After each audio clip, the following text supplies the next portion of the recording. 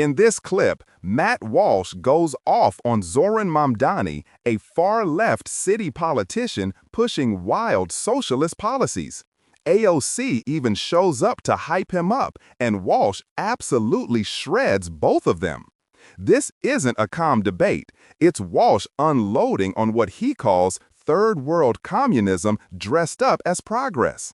Let's jump in and call out the bias, the madness, and the double standards as Walsh dismantles every part of Mamdani's so-called plan. For our daily cancellation today, we must unfortunately turn back briefly to Zoran Mamdani, because the fact that a third world Muslim communist from Uganda is about to become the mayor of our most populous city really does matter. Last night, there was a big rally for Mamdani at a stadium in the city. AOC was one of the Ugandans' warm-up acts. And, it was not her best performance, I have to say. Jews escaping Holocaust, Black Americans fleeing slavery and Jim Crow, Latinos seeking a better life, Native people standing for themselves, Asian Americans coming together in Queens, in Brooklyn, in the Bronx, in Manhattan, in Staten Island, in this country. This is what counts as a stirring oratory on the left. All you got to do is scream out a list of various ethnic and racial groups, making sure to list all of them except for white people. And this is a list that AOC jams into every speech she's ever given, and yet she's still... This is where the performance starts. Walsh sets up Mamdani as the villain before even touching his policies. A character assassination first, logic second. It's manipulative, but smart for engagement. We've already discussed extensively the fact that Mamdani is a third world communist Islamist grifter con man who is only a viable candidate because half of the city wasn't born in this country and many of them can't even speak English. But now I want to focus on the actual policies that the Ugandan commie scammer is proposing. We're told by his supporters, the ones who can speak English anyway, that Mamdani is popular because of his policies. So what are these popular policies? Well, here he is outlining what he considers to be his top 3 proposals. Listen. Here is what we stand for, my friends. We are going to freeze the rent for more than 2 million rent-stabilized tenants and use every resource at our disposal to build housing for everyone who needs it. We are going to eliminate the fare on every single bus line and make what are currently the slowest buses in the nation move around this city with ease. And we are going to create universal childcare at no cost to parents, so New Yorkers can raise their family in the city they love. Together, New York, we're going to freeze the... Together, New York, we're going to make buses fast and... Together, New York, we're going to deliver universal... We will make our city one where every person who calls it home can live a dignified life. So Mamdani's big ideas are to freeze rent, meaning landlords will be legally prohibited from raising the rent, to make buses faster and free for everyone, and to make childcare free for everyone. This is Mamdani's genius 3-step plan to make New York City affordable. The Ugandan has cracked the code. To make a city affordable, all you have to do is pass a series of laws requiring that it be affordable. Mamdani is going to take his magical wand, which he bought from a Ugandan witch doctor by trading 2 goats and a pineapple, wave it around, and make everything free and good and wonderful and faster. This is where his mockery peaks. Pure exaggeration to make leftist ideas sound childish. It's entertaining, but it's also dishonest. The buses will not only cost nothing somehow, they'll even be faster. So that's all it takes. This is crazy. I never knew. All it takes to make stuff affordable is for someone in government to go, hey, things have to be affordable now. Hey, all you better make things affordable.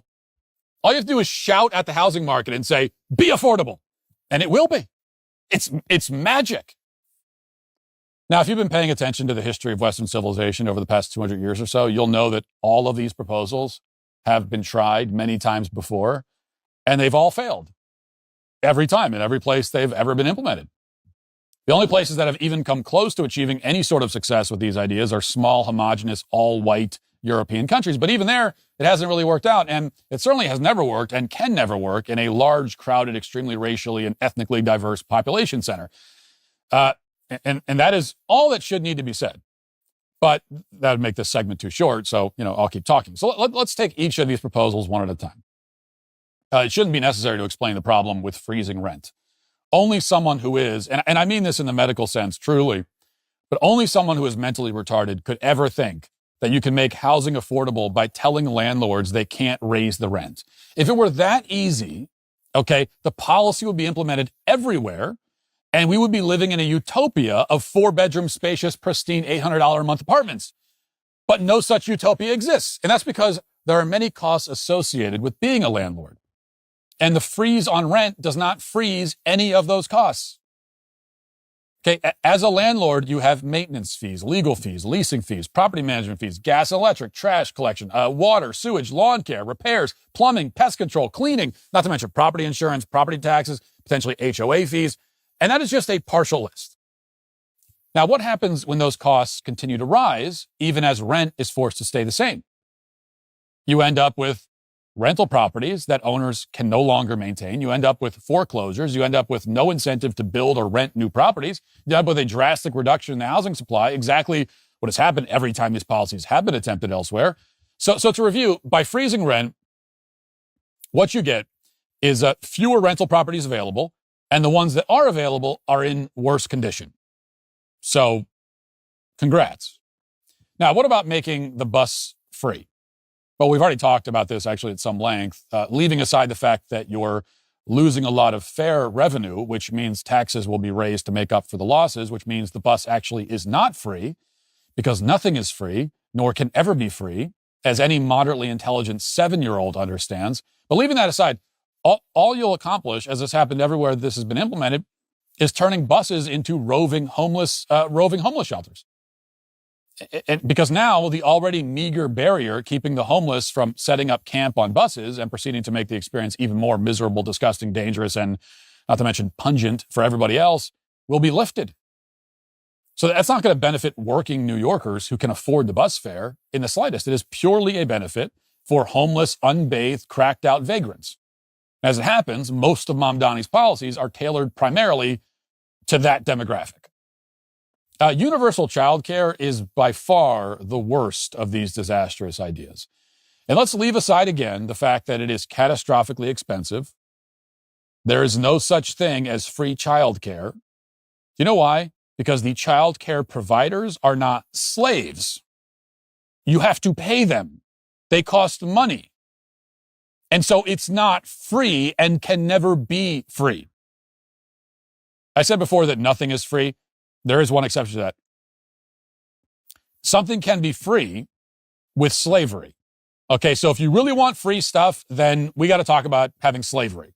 That's the only way to do it. You want free stuff, you want to get things for free, you want free childcare, you want free this, you want free that. Well, the one way to do it is slavery. You can even have free buses, maybe, if the bus drivers are slaves and the buses are maintained by slaves. Then you could probably have free buses too.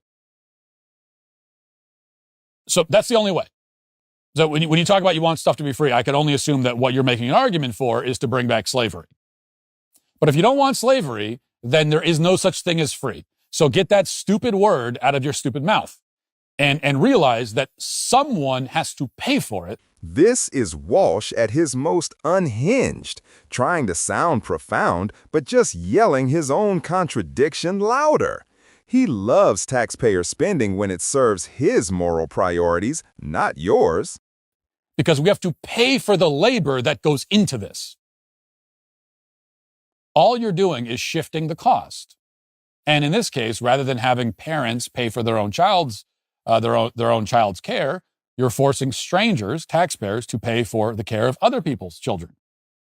Those are the only two options when it comes to childcare. There is no third option aside from slavery. Either parents will pay for their child's care or strangers will. And call me crazy. Call me cruel. Call me a mean old guy who lacks compassion. But I tend to think that if anyone should pay for your child's care, it should be you. If you're sitting there thinking, who is going to pay for daycare for my child? You know my answer? You. Because the only other option is someone who is not you. And I think making someone who is not you pay for your child is wrong. Why? Because he's your child and not this other person's child. You see, that's why. You are first on the list of people who should be on the hook. Who should pay for your child's babysitter? You. Not Jim down the street.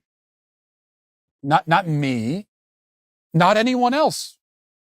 So to me, that seems like the simplest and fairest, and also, by the way, by far the cheapest option. But even if we ignore that issue, which we really can't, experience has shown, including in Quebec when they implemented this 30 years ago, that universal childcare leads to a dramatic drop in the quality of care. Staffing shortages and low quality care are nearly guaranteed in this kind of system. This is inevitable because an increase in demand is also guaranteed.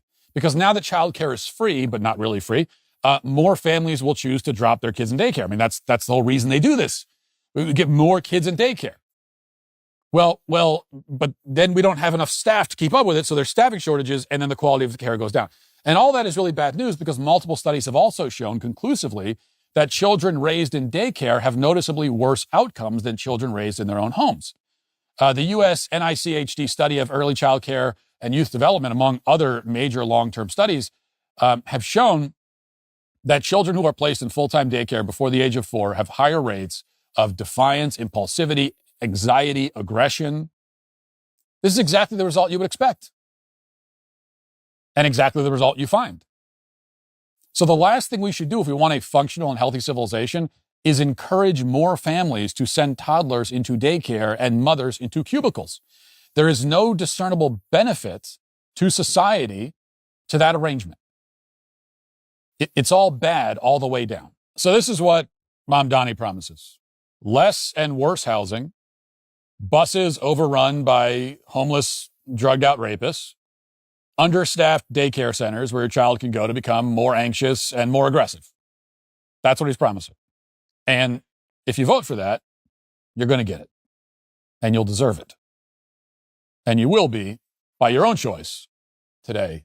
This is Walsh at his most self-righteous, condemning rather than convincing. At the end of the day, Walsh isn't debating. He's performing outrage. He wins the spectacle, not the substance. Mamdani may be idealistic, but Walsh's arguments collapse the moment you look past the noise. He's not fighting bad ideas. He's feeding his audience fear, superiority, and moral theater. That's the real show. If you made it this far, hit that subscribe button, drop a comment with your take, and share this if you want more raw, unfiltered breakdowns like this one. It really helps the channel grow and keeps more people seeing through the noise.